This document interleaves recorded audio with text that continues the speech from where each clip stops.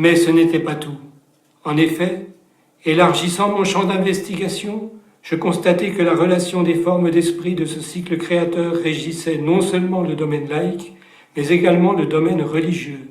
J'appris ainsi que l'univers décrit par le bouddhisme est un univers cyclique, n'ayant ni commencement ni fin, qui serait donc traversé d'une série infinie de Big Bang et de Big Crunch. Il s'agit du samsara, le cycle des existences successives conditionnées par le karma, qui les soumettent à la souffrance, à l'attachement et à l'ignorance, jusqu'à l'illumination libératrice du nirvana. J'appris aussi que, dans l'hindouisme également, le samsara est souvent utilisé pour parler du cycle des renaissances successives, sans que l'adepte réussisse à atteindre la libération, la lumière, le moksha. C'est, dans l'hindouisme, le yoga qui aide à sortir de ce cycle. Et je découvris surtout que dans l'hindouisme toujours, dépendant directement de Brahman, la réalité ultime, il y a la Trimurti où fonctionnent cycliquement eux aussi Brahma le compositeur, auteur de Big Crunch, Vishnu le parfait interprète, auteur de Big Bang, Shiva le destructeur transformateur, auteur de Big Crunch, Big Bang. Je me demandais alors s'il n'en allait pas de même pour notre triple monothéisme.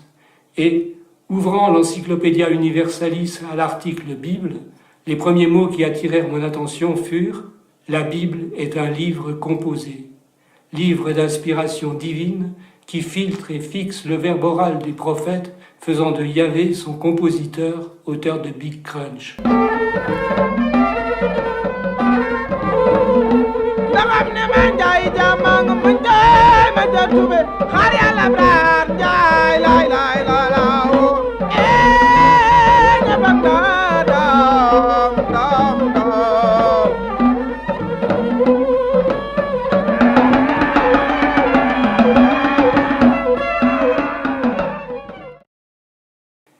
Et le Christ, fils du Père Yahvé, son Verbe inscrit sur la croix et ressuscité selon le christianisme, en est le parfait interprète, auteur de Big Bang, ainsi qu'il le montre s'adressant à ses disciples dans l'évangile de Luc 24, 25-27, où il est écrit, je cite, « Esprit sans intelligence, lents à croire tout ce qu'ont annoncé les prophètes, ne fallait-il pas que le Christ endurât ses souffrances pour entrer dans sa gloire ?»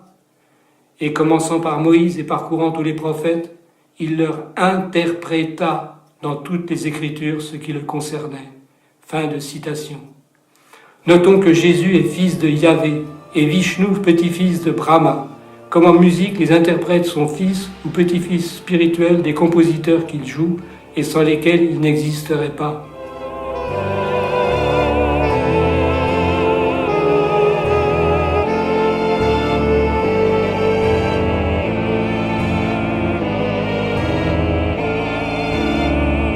En ce qui concerne Allah, il est en son Coran l'esprit d'ouverture, destructeur, transformateur, respectueux de l'essentiel des deux livres sacrés qui le précèdent, c'est-à-dire de leurs deux Pâques. En effet, pour le Coran, Moïse n'a pas amené les Hébreux en terre promise, destruction, écho de Big Crunch, il les a renvoyés en Égypte, transformation, écho de Big Bang, selon le verset 58 de la seconde sourate. Quant à Jésus, toujours pour le Coran, il n'a pas pu ressusciter car il n'a jamais été crucifié. Destruction, écho de Big Crunch, puisqu'il a été remplacé sur la croix. Transformation, écho de Big Bang, selon le verset 156 de la 4e sourate. Ainsi donc, certes, Allah est destructeur transformateur de la Bible et des évangiles, auteur donc de Big Crunch, Big Bang, mais cela ne doit pas faire oublier qu'il en est tout autant respectueux dans le verset 130 de sa seconde sourate. Je cite, « Dites, nous croyons en Dieu et à ce qui a été envoyé d'en haut à nous, à Abraham et à Ismaël, à Isaac, à Jacob, aux 12 tribus, aux livres qui ont été donnés à Moïse et à Jésus, aux livres accordés aux prophètes par le Seigneur, nous ne mettons point de différence entre eux et nous sommes résignés à la volonté de Dieu. » Fin de citation.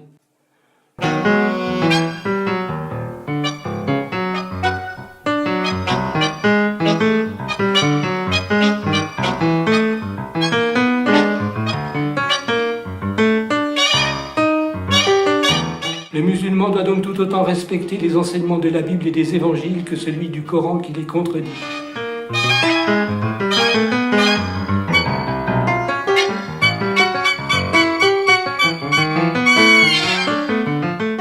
Ainsi, le Coran contredit Bible et Évangile et se contredit lui-même.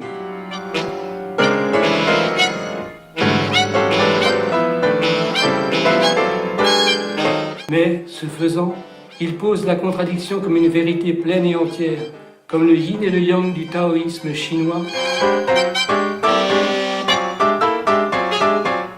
ce que la création artistique corrobore totalement à travers Scriptoral, ainsi que nous l'avons vu avec son premier cycle créateur.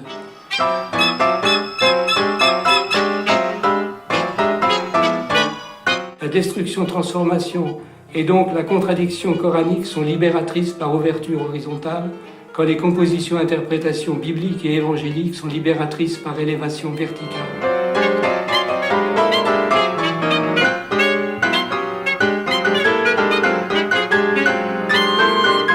Ce qui est complémentaire et que le Coran reconnaît implicitement.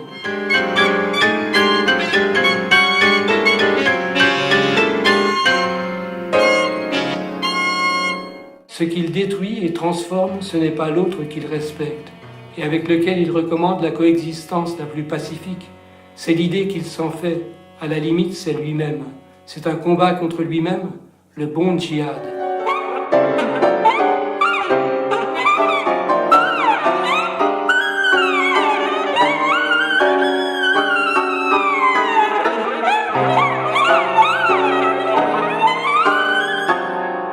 Envisager l'enseignement coranique de cette manière transfigure tout et complète les messages des livres qui l'ont précédé.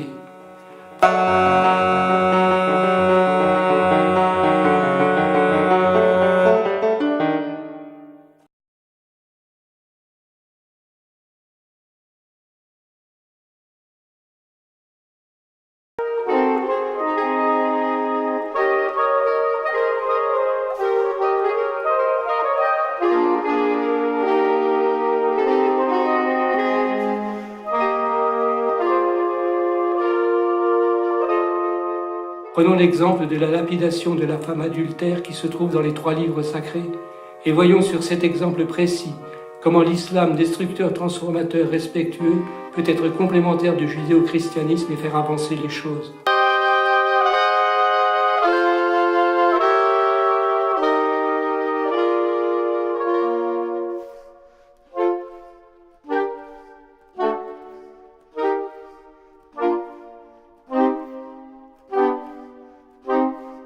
La lapidation de la femme adultère vient de la loi juive édictée par Moïse.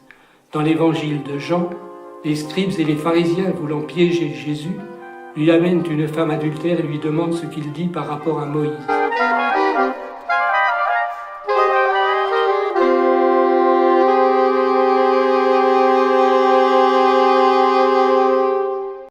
Jésus leur répond que celui de vous qui est sans péché jette le premier la pierre contre elle.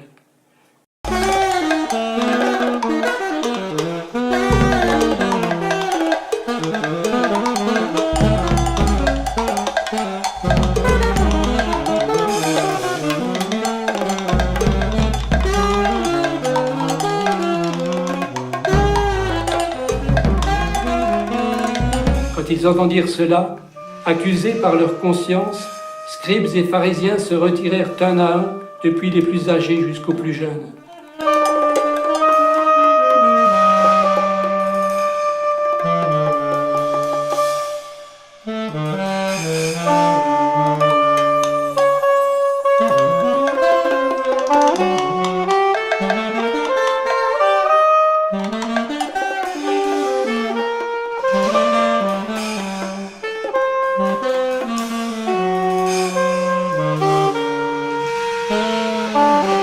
Resté seul avec la femme, Jésus non plus ne la condamna pas et lui dit d'aller et de ne plus pécher.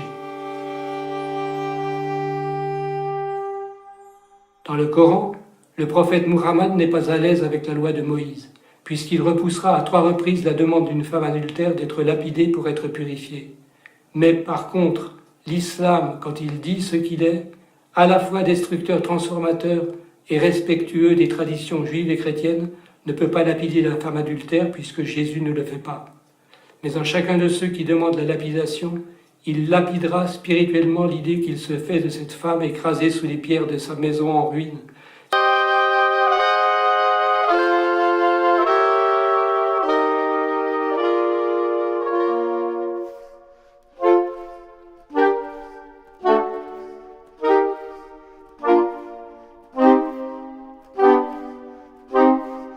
Ce qui les amènera à mieux se connaître, à mieux la connaître, elle et les raisons de son adultère, à connaître avec elle à une vérité nouvelle, ce qui est allé plus loin que la position de Jésus, se contentant de dire à la femme d'aller et de ne plus pécher.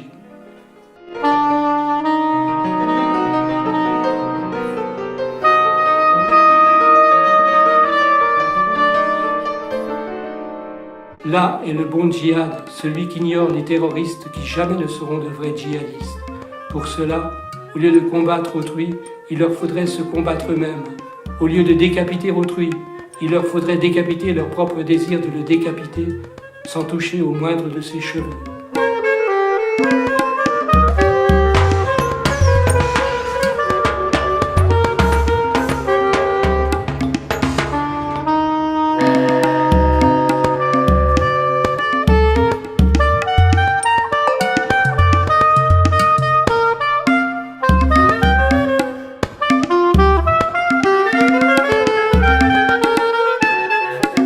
Ainsi, selon Scriptoral, la civilisation judéo-chrétiano-islamique ira plus loin que la civilisation judéo-chrétienne.